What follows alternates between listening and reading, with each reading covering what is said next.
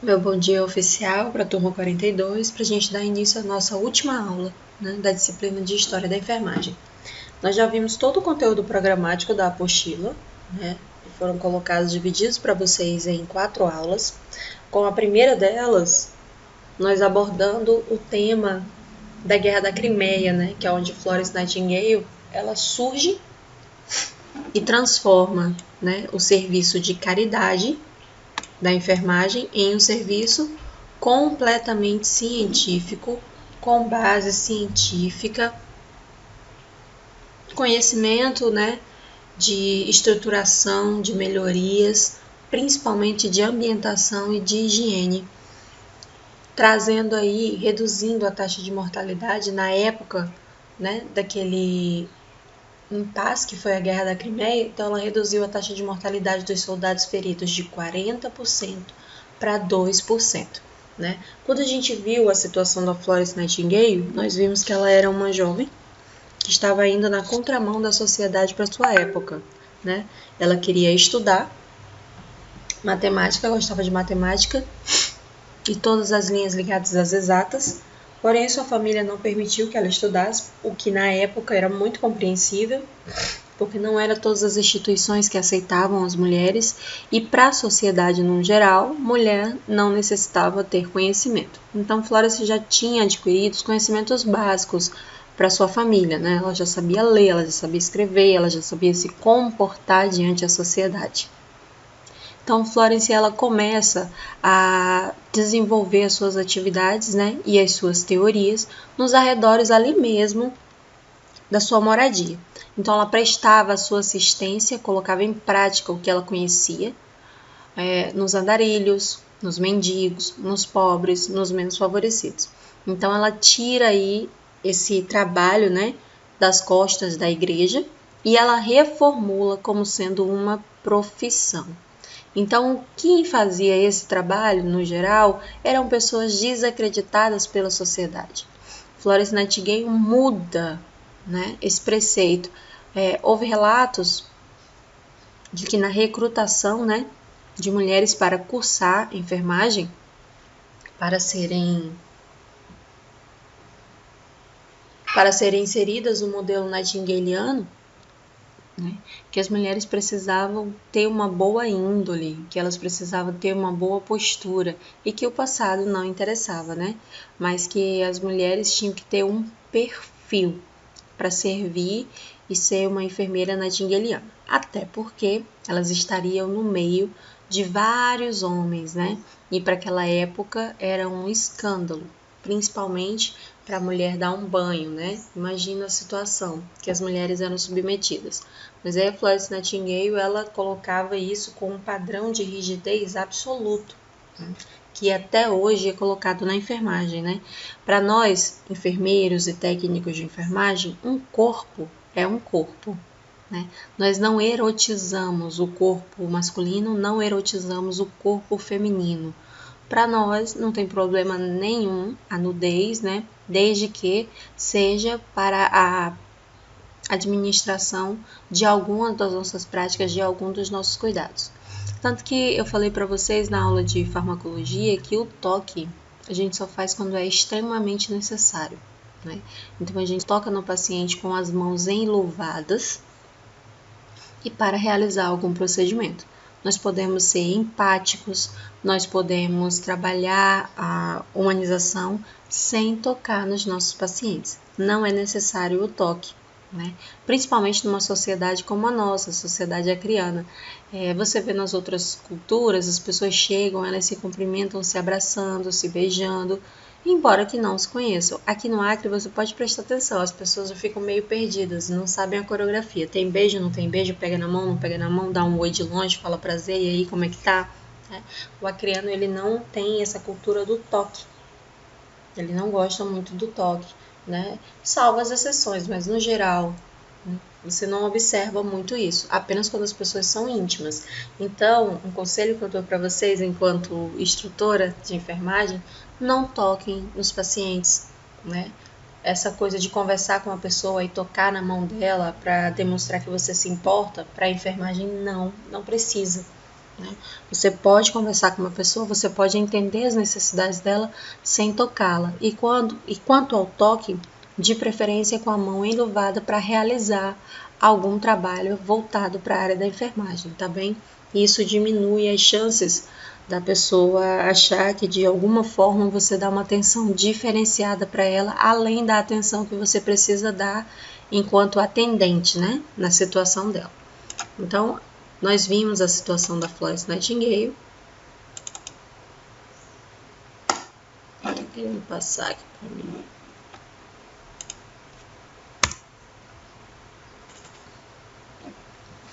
A gente sabe já um pouquinho sobre a Florence. Nós sabemos que ela nasceu no dia 12 de maio de 1820 e esse dia é considerado o dia do enfermeiro, né?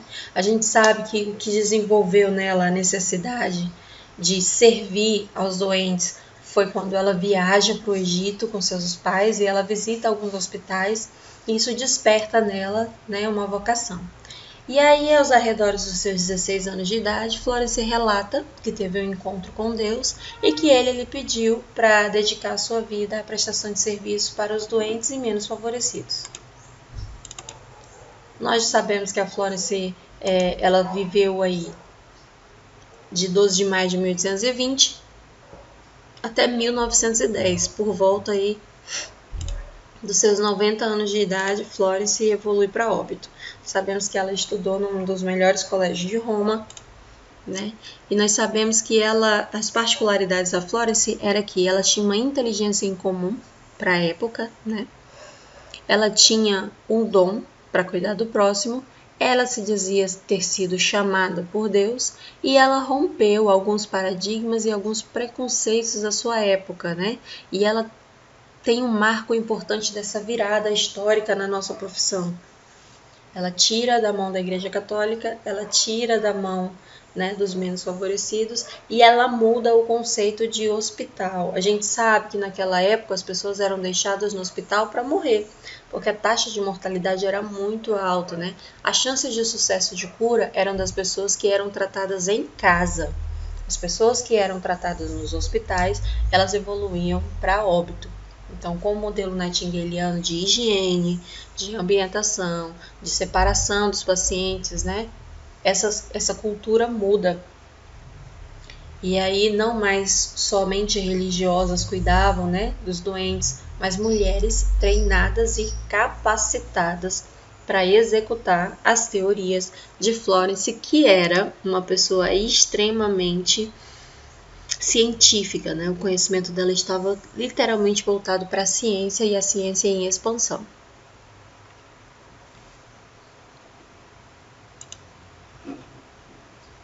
O grande marco da Florence, né, foi quando em 1854 ocorre a Guerra da Crimeia, onde a Inglaterra e a França enfrentaram a Rússia e a Turquia. Ficou conhecido esse período como a Guerra da Crimeia.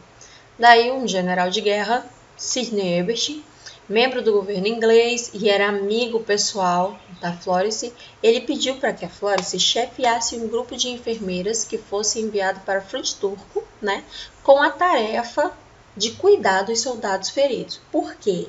A população em geral estava insatisfeita com a administração dos hospitais pelo grupo militar. Eles queriam alguém que fosse competente para cuidar, porque o número de soldados feridos era catastrófico.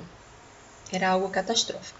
Então, o governo inglês, ele manda Florence Nightingale com um grupo de mulheres para cuidar da administração, né, dessa tenda onde funcionava essa adequação para a prestação de serviços de saúde para os soldados feridos. Então, Florence vai, quando chega lá, ela se depara com um cenário muito complicado, pior do que o cenário que ela imaginou e pior do que o cenário que ela se preparou para atuar.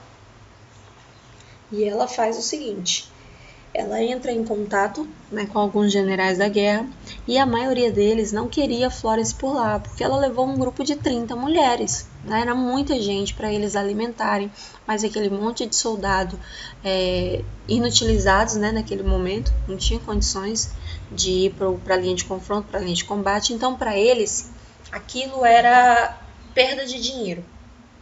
né? E os recursos já estavam escassos, né? Inglaterra e França passavam por um momento muito difícil. Então, o que aconteceu? Flores teve que comprovar que o que ela estava fazendo lá era mais benéfico, né, do que gastos públicos. Então, ela separou um grupo, né, em que recebia assistência dessas mulheres treinadas por Flores e um grupo que não recebia assistência. E daí os seus conhecimentos de matemática fizeram todo sentido, porque ela consegue estabelecer uma taxa, né, uma probabilidade. Ela entrega ao governo uma porcentagem, né? Olha, antes de eu chegar aqui, a taxa de mortalidade era de 40%, e agora eu tenho uma taxa de mortalidade de 2%, com algumas medidas simples. Então, ela consegue aí implantar um novo modelo de atuação em cenários de guerra e um novo modelo de atuação na prestação de serviços da enfermagem. Uma dessas medidas, né, que é o que traz para a gente o símbolo da enfermagem, uma dessas medidas é a lâmpada, a vigilância noturna, né? Quando Florence ela vigia, ela e as suas subordinadas vigiam durante o período noturno a evolução dos seus pacientes, né? Então ela parou com aquela cultura de à noite as pessoas não precisavam de cuidados e que a enfermagem precisava descansar. Não, ela divide a enfermagem em turnos, para que em nenhuma hora do dia ou da noite as pessoas fiquem desassistidas, né? Então muda aí um paradigma para a nossa profissão.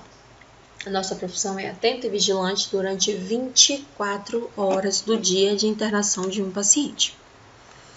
Quando acabou a guerra, Florence volta, é condecorada, ela recebe várias homenagens, recebe títulos, né, pela sua prestação de serviço, pela sua atuação nobre. Mas a Florence, ela se restringe ao quarto dela e ela fica lá. Lá ela escreve todas as suas obras, lá ela coloca todas as suas intervenções, lá ela coloca todas as suas intenções. Porém, ela fica restrita ao quarto e acredita-se que ela teve um trauma pós-guerra. E em 1854, os fatos mais importantes dessa aula foi quando ocorreu a Guerra da Crimeia, né? Falta da enfermagem perante os cuidados dos soldados feridos e doentes, né, fez com que a população solicitasse um serviço especializado. É quando Wilbert Sidney convida a Florence Nightingale para atuar nesse cenário. Quando Florence chega no cenário, ela tem um susto porque ela observa o caos total que aquilo ali estava e ela começa então a ambientar aquele cenário para que ela pudesse prestar o seu serviço, né? Florence teve uma preparação e preparou a equipe já sabendo da realidade do local. Depois de um tempo, os hospitais entraram totalmente em colapso, muda tudo. Então Florence começa a estruturar os ambientes com pouca mão de obra da enfermagem para cuidar de muitos soldados, né? E aí começa a ocorrer morte na enfermagem, as jovens começam a evoluir para óbito dentro daquele cenário de guerra, e a Florence ela começa a recrutar novas mulheres pelo caminho. E há relatos de que ela tinha um treinamento bem rígido, né? O treinamento dela, por ela ser uma pessoa que teve uma criação muito rígida e por estar num cenário dominado por homens, ela tinha uma conduta muito rígida para com as mulheres que ela recrutava. Florence ficou conhecida como a Dama da Lâmpada pela vigilância noturna e ela se manteve firme até o fim da sua vida, mesmo estando doente e mesmo estando reclusa ao seu quarto. A saúde no século XIX, né, ainda não havia assistência para os enfermos. Cada enfermo era cuidado pela sua família, né? Tinha um alto índice de mortalidade. Se você deixasse um ente querido no hospital, era para abandonar para morrer, porque não tinham condições de cuidado, né? E geralmente quem prestava esse cuidado antes de Florence eram as religiosas católicas, né? Do segmento católico. Ele era o movimento mais presente naquela época.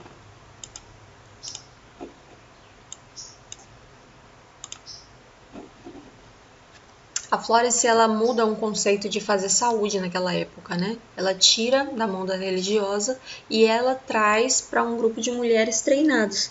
Então, ela tem conhecimentos científicos e ela aplicava a ciência que ela detinha, que ela conhecia, e ela colhia os resultados e escrevia em estudos. Então, ela estava constantemente publicando os resultados dos dados que ela encontrava de acordo com as medidas que ela implantava. Então, ela tinha um sonho de construir uma escola de enfermagem, o que ocorre, né, em 1860, quando ela consegue realizar o sonho de fundar a primeira escola de enfermeiros no Hospital São Thomas, em Londres. Surge ali o primeiro hospital, a primeira escola, hospital de enfermagem. Então, essa escola ela estabelecia novos princípios de ensino para a enfermagem, né? E esses ensinamentos eram métodos de cuidados que foram implantados por Florence e até hoje eles transcendem além da história. Florence morre em 1910 com 90 anos de idade, né? E até hoje nós temos o modelo nightingaliano como sendo o principal modelo de instrumento para o estudo da enfermagem no Brasil e no mundo. Dia 12 de maio, que foi o dia que a Florence nasceu, ficou datado como o Dia Internacional do Enfermeiro, em uma homenagem a essa precursora que divide esse momento de enfermagem para a enfermagem moderna, uma enfermagem científica. Esse aqui é um resuminho da nossa primeira aula. Agora a gente vai para um resumo da segunda aula.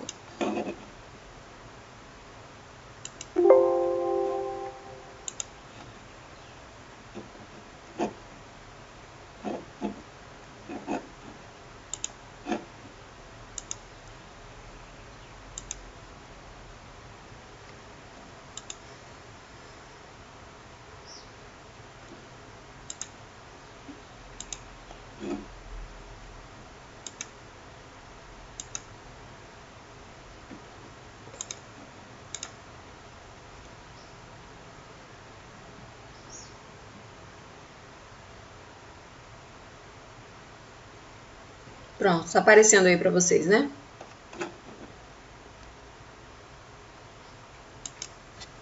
Então vamos lá. O resumo da nossa segunda aula. Nossa segunda aula ela falava sobre esse momento, né, da prestação de serviço antes da Florence Nightingale. Então a gente tinha um serviço que antecedeu o período da enfermagem moderna, a gente tinha um serviço mais voltado para o xamanismo, né?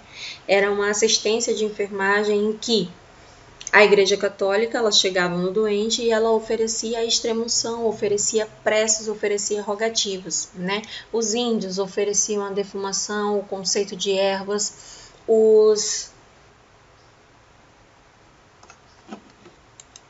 ciganos, né? Eles ofereciam um serviço mais voltado para a astrologia, para o movimento da Terra em torno do Sol, então eles tinham essa mudança climática, então eles tratavam a doença de acordo com a movimentação da Lua, com a movimentação dos astros. Então era algo mais cultural, não era algo muito científico. Apenas algumas culturas mais desenvolvidas detinham o conhecimento das propriedades das plantas e das ervas. Então eles eram conhecidos como o boticários, né? E no final da Inquisição da Igreja Católica, ocorreu várias mulheres que detinham conhecimento de planta, conhecimento mais voltado para a ciência, elas foram queimadas na fogueira por serem consideradas feiticeiras, porque elas davam uma porção, né, o que hoje a gente conhece como chá, ela dava uma porção e a pessoa melhorava. Então aquilo era considerado como bruxaria e a maioria delas foi extinta da humanidade através da Inquisição. Mais para frente, quando acaba a Inquisição, as pessoas voltam a pesquisar as propriedades das plantas, né, e obtêm esse conhecimento empírico, que é trazido de pai para filho, de cultura para cultura, e esse conhecimento começa a ser aplicado, né, pelas pessoas que tinham a intenção de cuidar. Em outros ambientes, em outros aspectos, quem cuidava dos seus doentes eram as próprias famílias, né? Ou pessoas ligadas à religiosidade. Só tinha esses dois caminhos, né? As próprias mulheres se cuidavam dos seus doentes, ou andarilhos, peregrinos, sacerdotes, pessoas que tinham uma vida devocional. Então, até hoje, a cultura indígena de cura através do xamanismo, ela percorre, né, a nossa nação como um todo. Antes da invasão dos europeus no Brasil, né, nós tínhamos uma vivência voltada para os conhecimentos da floresta, né? E até hoje, as propriedades das plantas, elas trazem praticamente 80% da melhora clínica que nós apresentamos quando a gente entra em contato com uma terapia medicamentosa. Então, a gente tem o uso dos antibióticos, sai de uma planta da região amazônica. Nós temos o uso ansiolítico, sai de uma planta da região amazônica. Nós temos o uso dos analgésicos, saem de plantas da região amazônica. E toda classe medicamentosa tem uma fonte de pesquisa dentro de uma propriedade do reino animal e vegetal da nossa região, né? Então, assim, quando a Europa ela entra no Brasil, ela muda não só a nossa cultura, o nosso jeito de viver, mas ela leva também os nossos saberes e principalmente as nossas propriedades, que é a nossa fauna e a nossa flora, que é o que nós temos de mais valioso. Então, aqui uma imagem, né, dos sacerdotes curando com as suas preces e rogativas. Aí a gente viu como era essa situação, né, no passado das culturas e das populações que são mais famosas pelo mundo. Então a gente viu a cultura no Egito, né? Eles já tinham um conhecimento ali que precisava acompanhar a evolução, né, das pessoas e acompanhar as melhores. Então, todos os dados de sucesso eles já anotavam, né? E eles prescreviam medicamentos, né? Os médicos, que eram os sacerdotes, prescreviam medicamentos e eles sabiam da importância que eles tinham que ter com o corpo após a morte, porque eles utilizavam para fonte de pesquisa. Então, até hoje, né, tem vários estudos, mas nenhum deles chega a um denominador comum sobre o processo de mumificação, como era que isso acontecia. Não, tem uma pálida noção de como que fazia, né? E a gente sabe que até hoje as múmias elas têm um estado de conservação que chega a ser um espanto para a população como um todo. Então o Egito, ele já tinha esse conhecimento e o Egito associava religião e ciência. Então os sacerdotes também eram estudiosos e publicavam, né, deixavam as anotações com relação aos resultados encontrados. Aí chegou a Índia, né? A Índia coloca essa prestação de serviço como sendo uma caridade. Então ela tinha alguns hospitais para tratamento, mas ela prezava pela qualificação dos profissionais, né? Então tem um escrito lá no Chakra deles que eles já tinham conhecimento de droga, eles tinham uma inteligência e uma dedicação à pureza do corpo e do espírito. Para o indiano, o corpo, que é a morada do espírito, não pode adoecer, porque, por consequência, o espírito adoece também. Então, eles tinham esse cuidado com essa ligação, né? Corpo e espírito. Então, eles já sabiam, tinham alguns conhecimentos sobre anatomia humana, sobre fisiologia humana. Então, eles aplicavam, né, esse conhecimento que eles tinham em prol da melhora clínica dos seus pacientes. Eles também desenvolveram pesquisas científicas apenas em humanos. Eles colocam os animais como sendo sagrados. Então, se a pesquisa que eu estou procurando, um medicamento novo, é para o tratamento de um humano, então a pesquisa será aplicada em um humano. E lá os animais são deixados de lado, o que foge à regra, né, de todas as outras culturas, que testam primeiro em animais para depois testar em humanos.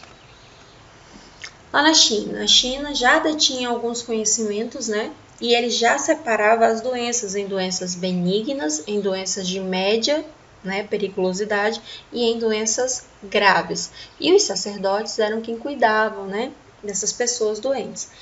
Lá na China, eles já tinham conhecimento sobre algumas doenças que assolam a nossa população até hoje, como, por exemplo, a sífilis e a varíola. Então, eles já tinham esse conhecimento. O problema dos chineses era que o governo proibia o estudo com os cadáveres. Então, eles só podiam estudar até a pessoa evoluir para óbito. Depois que ela entrava em colapso, o corpo entrava em colapso, eles não podiam mais efetuar nenhum tipo de estudo. Então, o estudo morria junto com o paciente. Depois de muitos anos foi que a China ela começa a liberar essa pesquisa científica em cadáveres, né?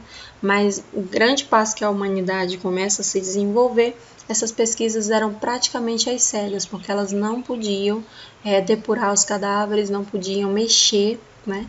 E não podiam alterar a questão estética, né, daquele corpo.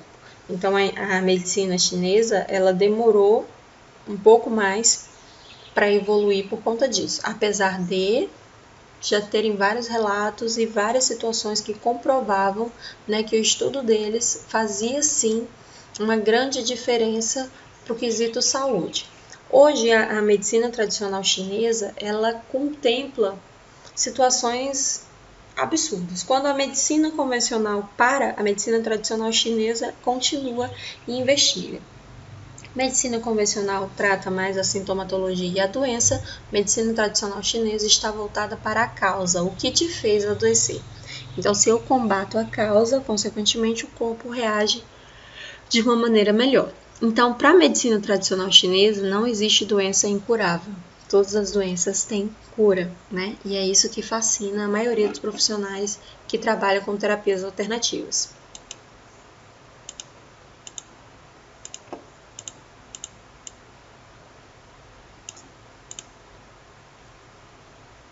Então vamos lá, tinha prática de saúde nos tempos medievais, né?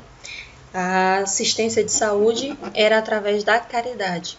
Então, até hoje, todo mundo acha que enfermagem é uma profissão que tem que fazer caridade, né? Você vai ao médico, ele cobra um valor, ninguém reclama. Mas você precisa de uma injeção, você chama um técnico de enfermagem na sua casa ou um enfermeiro e você acha que ele tem a obrigação de fazer isso de forma gratuita. Né? E aí a gente tem tentado mudar essa cultura. Ainda ontem conversava com uma amiga que lançou a empresa dela, né, recentemente para esse cuidado home care. E aí eu fui parabenizar e tudo mais. E aí ela disse, Vanessa, eu aprendi isso com você, que a gente tem que cobrar. Eu sempre fiz isso. Tudo que tá aqui nesse card eu já fazia, só que de maneira gratuita. Então as pessoas não querem saber se é sábado, se é domingo, se é feriado, se você tá cansado, se você tem filho pequeno, se a gasolina tá quase R$6 o litro, né? Ninguém quer saber disso. As pessoas querem saber se elas têm a sua necessidade sanada, principalmente agora que as pessoas estão com medo de ir até os hospitais. Então elas querem verificar o destro, elas querem verificar uma pressão arterial, às vezes elas querem tomar alguma medicação, tem a prescrição, tem a receita, mas não querem ir até a unidade de saúde. Então ainda tem essa cultura da caridade, né? Que nós da enfermagem devemos fazer caridade. E a gente não precisa e principalmente não pode. Cobra 1 quilo de alimento não perecível, mas cobra. Tem que cobrar. Né? O curso de vocês é um curso caro. Faz a soma aí das parcelas lá no final. Quanto que você vai ter gastado só de parcela? Sem contar material, sem contar gasto com os estágios, sem contar gasto com a vestimenta, sem contar gasto com o material para os estágios. Então é um gasto absurdo que você tem para você se preparar, para você poder prestar uma assistência de qualidade para o seu paciente. Então por que você tem que aplicar o anticoncepcional da vizinha de graça? Não façam isso, tá? Não deixem a enfermagem nesse lugar comum, né? De que você não faz mais que a sua obrigação porque você fez um voto de caridade. Isso mudou há muito tempo, tá? Só que a cultura na cabeça das pessoas ainda não. Mas se a gente se unir, a gente consegue mudar essa teoria. Cobrem mesmo. Nós estudamos muito para saber o que a gente sabe, para executar o que a gente executa e para oferecer uma melhora clínica para aquela pessoa, né? Então, ocorreu nesse período a perseguição aos cristãos, né? A gente sabe que o cristianismo ele sofreu aí uma perseguição ao longo da história. Aí ocorreu o Edito de Milão, que foi quando o Constantino ele decretou que em Roma qualquer pessoa poderia ser o que ela quisesse, o credo religioso que ela quisesse. Né? Então tinha aí essa perseguição dos cristãos e apenas a doação era quem custeava os hospitais naquela época. E o papel da mulher na saúde medieval era aquela prestadora de serviços que cuidava, né? Então eram as mães que cuidavam dos seus doentes.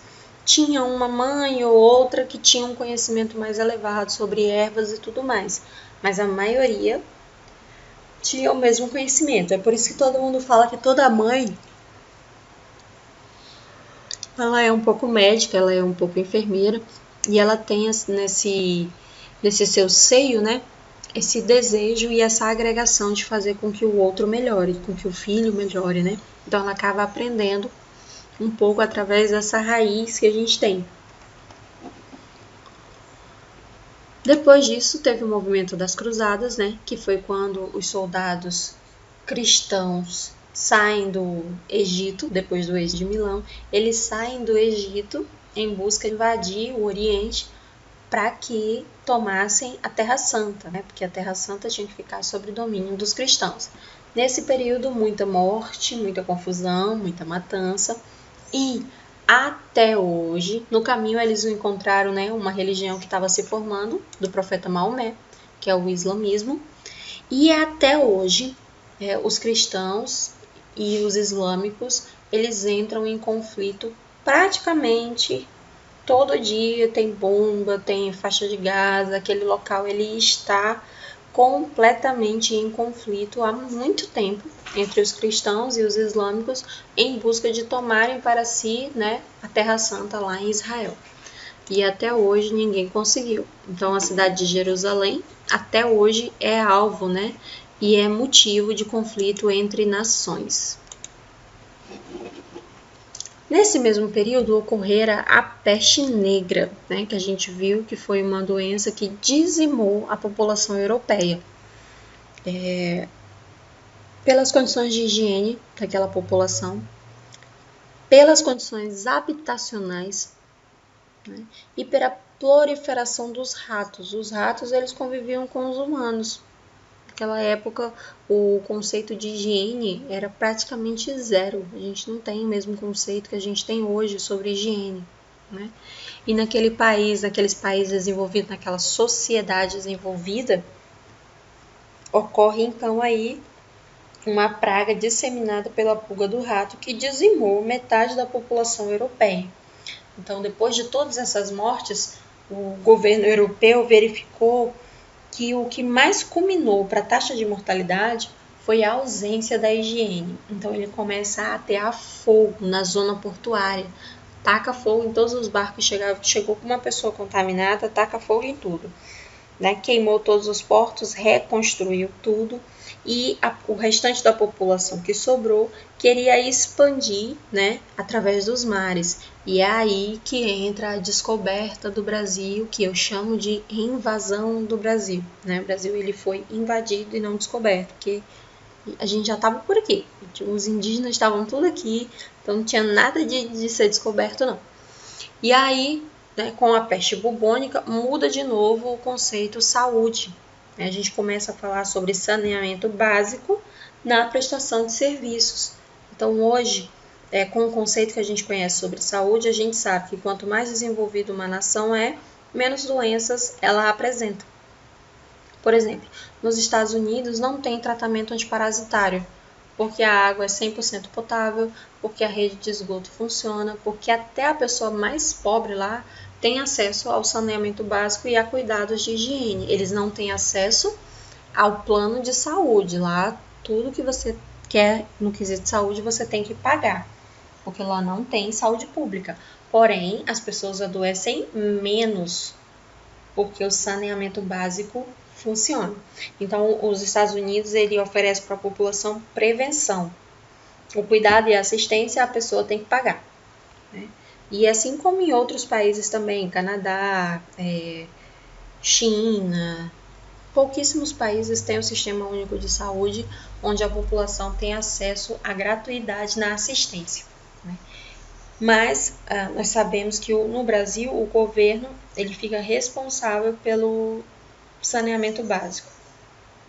E a esfera federal fica responsável pela assistência na saúde.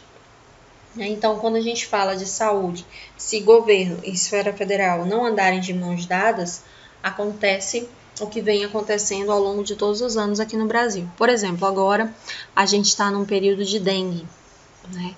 Se não vier dinheiro para a implantação de políticas e se a sociedade não se conscientizar, a população vai continuar morrendo de dengue. Estamos também no período de cheias do rio. O período de enchente, a gente já sabe que ele é devastador para algumas famílias, né?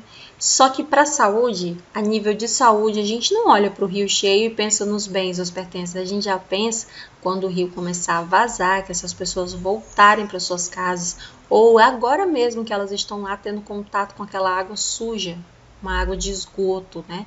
Que passa ali várias fossas. Então aquela água sobe e aquela água completamente contaminada. Então a gente já espera leptospirose, a gente já espera doenças, né, de cunho sobre a pele, que é o maior órgão do corpo humano, que pode disseminar para a corrente sanguínea. Então a gente já pensa na catástrofe e no caos total, sendo que a saúde acriana ela já está em colapso. Né? Então, o profissional da área da saúde não tem um minuto de paz no Brasil. A gente está sempre pensando mais à frente e se preparando, porque a enfermagem ela é planejamento. Então, a gente sempre se prepara para o que está por vir. Né? A gente não costuma ser pego de surpresa, apenas com aquilo que a gente não pode prever, como, por exemplo, uma pandemia mundial. A gente não tem como prever, né? Então vamos lá, a peste bubônica ela se disseminou por essa questão da falta de higiene, pelas pessoas estarem muito próximas porque moravam na zona portuária, né?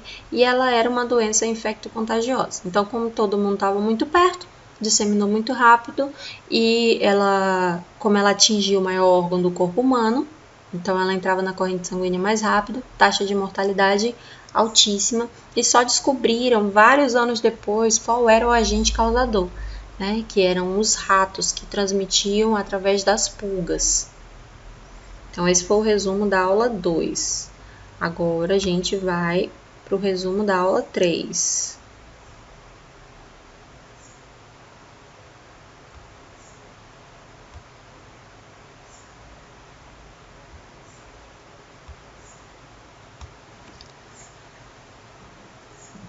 Vamos ver se aparece aí para vocês. Apareceu.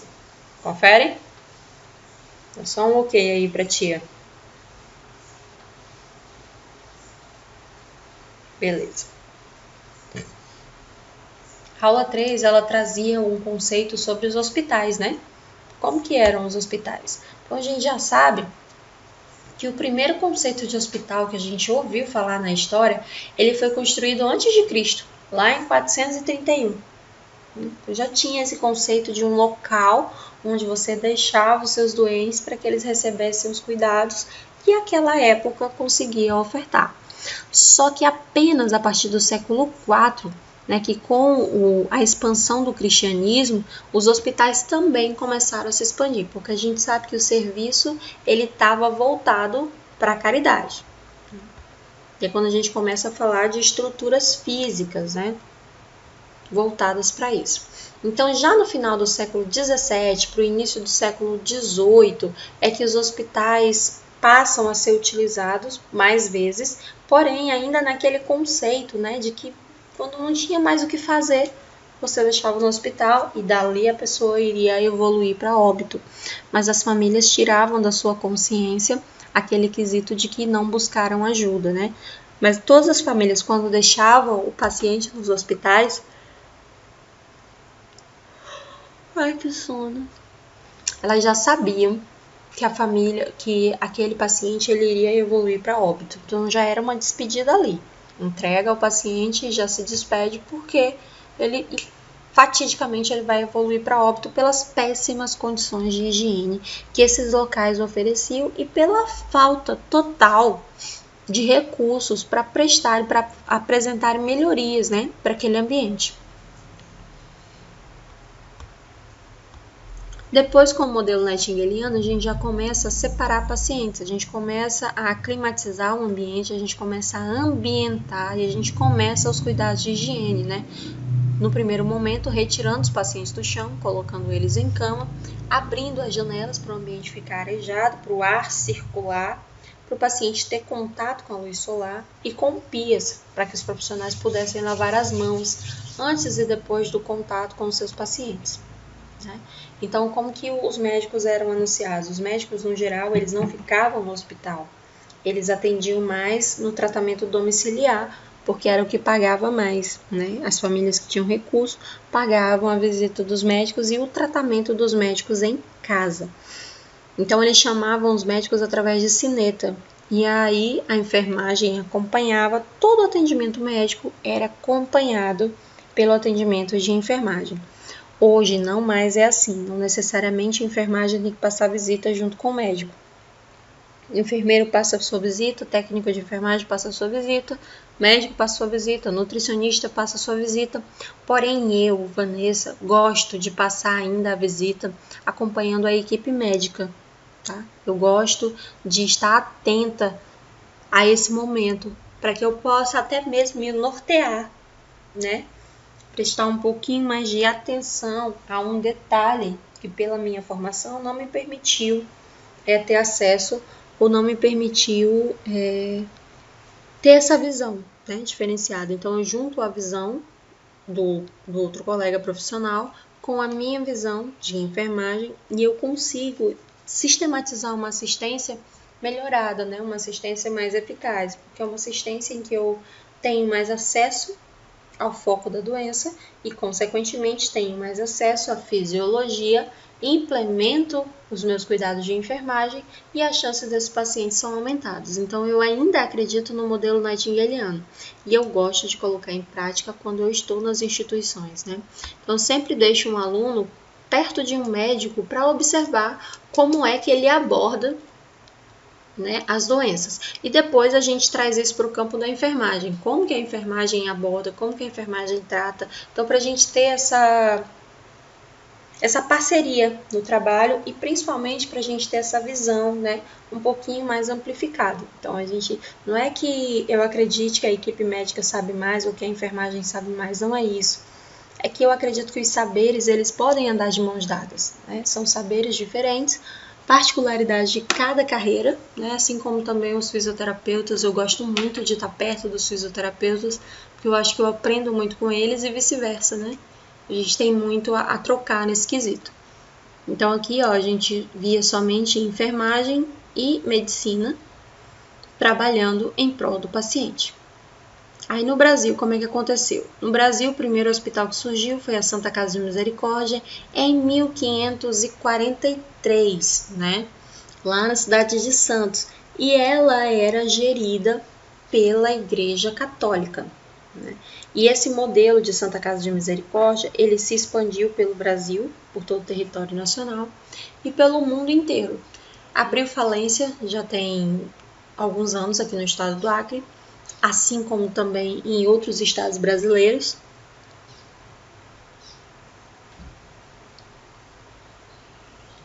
E hoje quem administra a Santa Casa de Misericórdia é um grupo de médicos, né, que comprou o local, comprou as dívidas e virou uma clínica, né? Mas a Santa Casa de Misericórdia, por muito tempo, foi o principal hospital de todas as cidades. Eles tinham uma entidade filantrópica, então eram os recursos deles próprios que mantinham as instituições. Depois de um tempo, eles entraram em parceria com o governo, com a criação do SUS, e eles começaram a receber os repasses do governo federal para a saúde, né? Então, a gente sabe que o cuidado total ficou, né, voltado mais para os sacerdotes.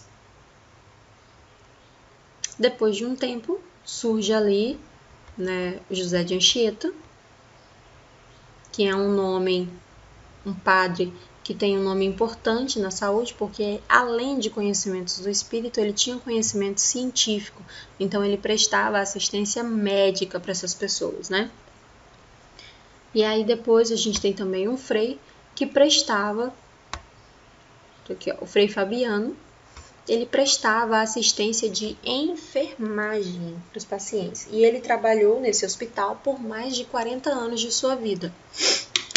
Aí depois de um tempo, surgiu a necessidade de montar um local específico para que as mulheres tivessem os seus filhos, né? A taxa de mortalidade era muito alta, a taxa de mortalidade de mulheres que evoluíam, tinham seu trabalho de parto, alguma complicação, e por falta de ajuda, por falta de assistência, ela evoluía para óbito, né? E aí José de Bonifácio, ele cria essa política, né, de assistência à mulher durante o trabalho de parto. É quando surge as primeiras maternidades, né, no Brasil.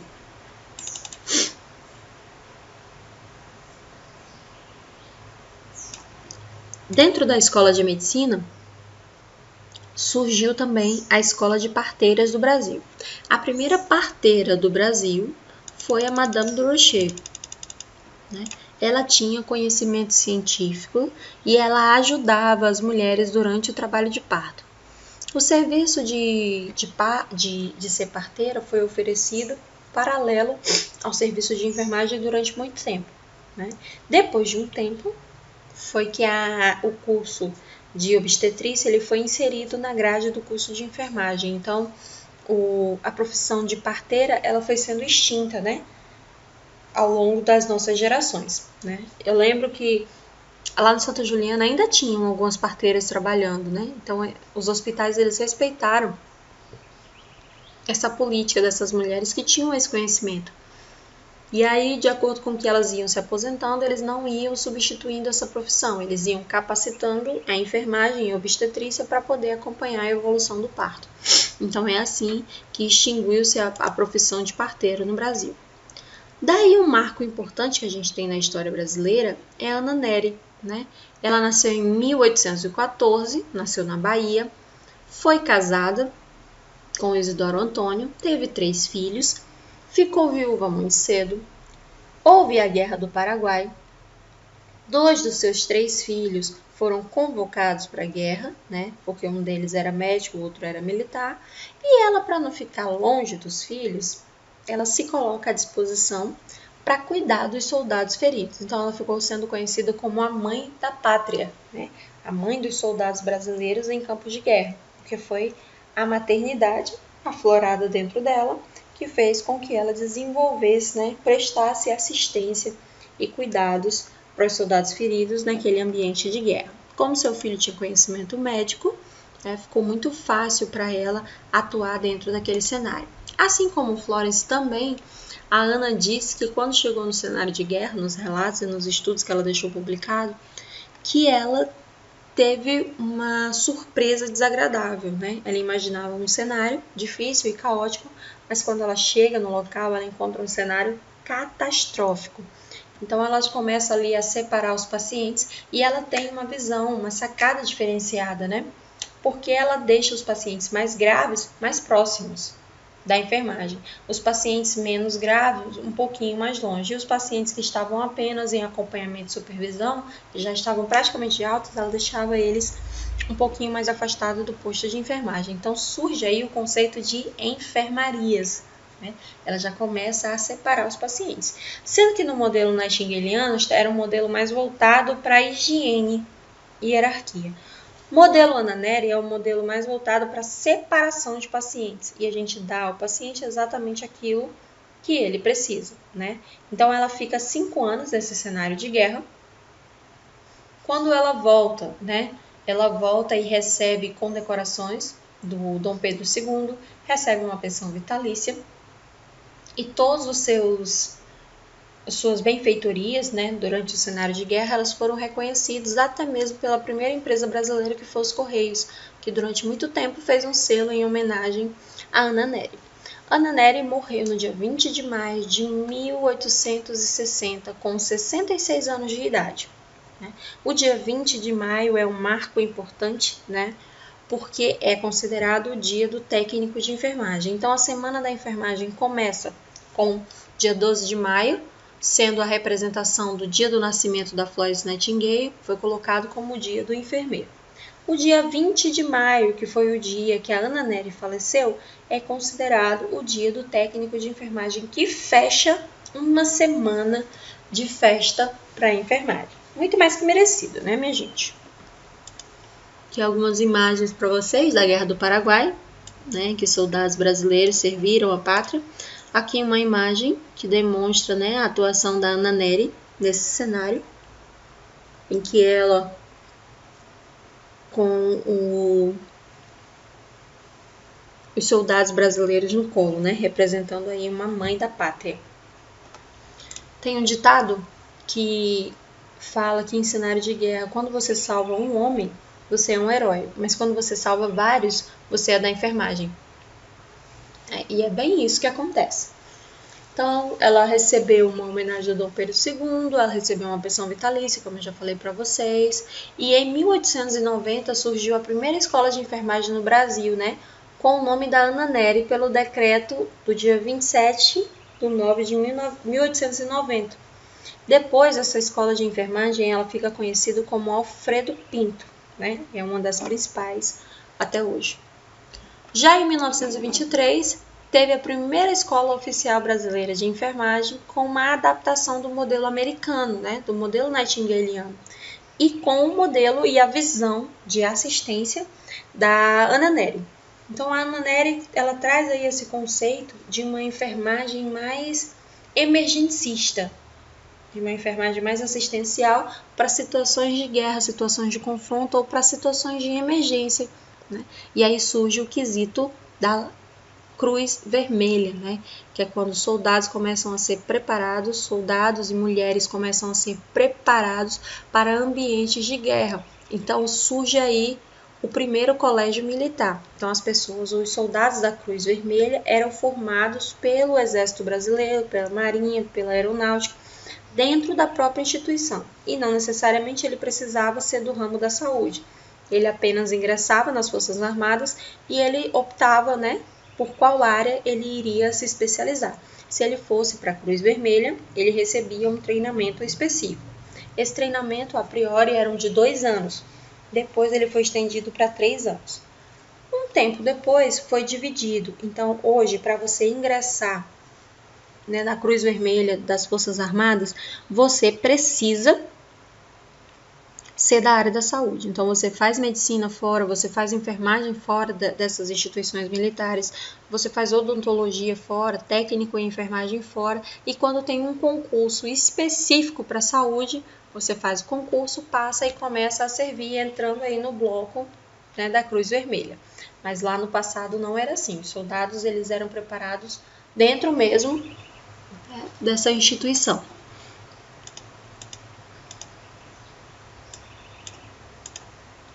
Tá aqui, ó.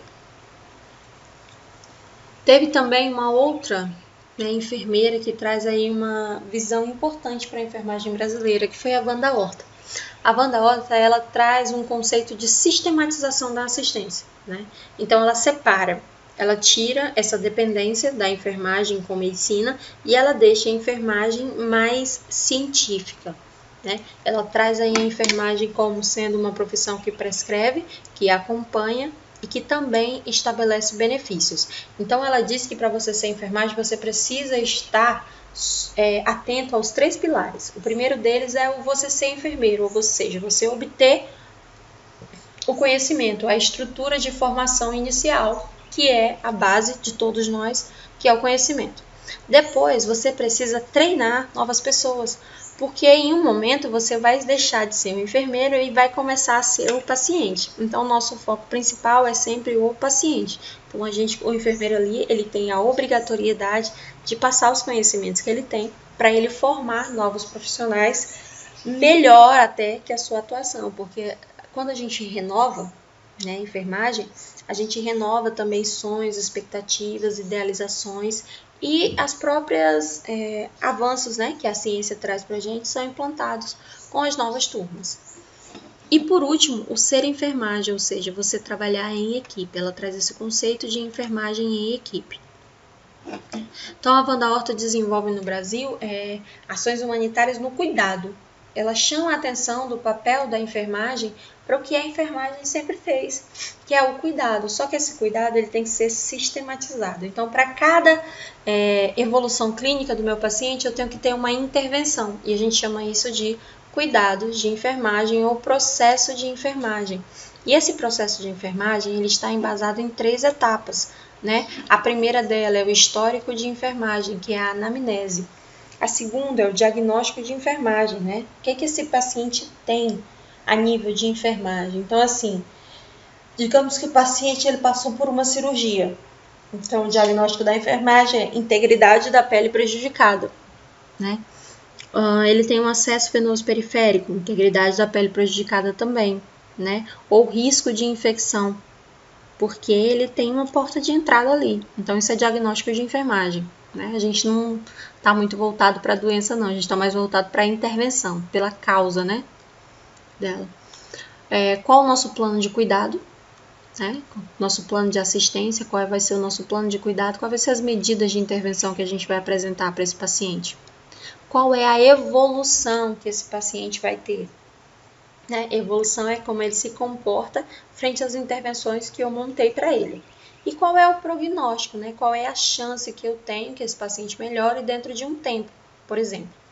Posso fazer um plano de enfermagem para uma semana, mas eu também posso fazer um plano de enfermagem para as próximas 24 horas. Então, no final, a gente tem um prognóstico, né? Observa se o paciente melhorou ou não. Aí nós temos aqui uma foto da nossa maravilhosa Wanda Horta, que é quem traz, né, essa ressignificação para a enfermagem, que é o processo de enfermagem, é a enfermagem na terapia do cuidado. Então, ela traz aí a nossa função propriamente dita dentro do seio hospitalar, e isso faz com que a enfermagem cresça, né, no seu cenário e que ela comece a trabalhar por conta, que ela também possa abrir o seu consultório e que ela possa também, né, desempenhar as suas atribuições com a mesma necessidade que as pessoas veem pela medicina e pela fisioterapia. Tá? Então, a gente também pode fazer essa prestação de serviços. Então, minha gente, hoje, né, por hoje é só.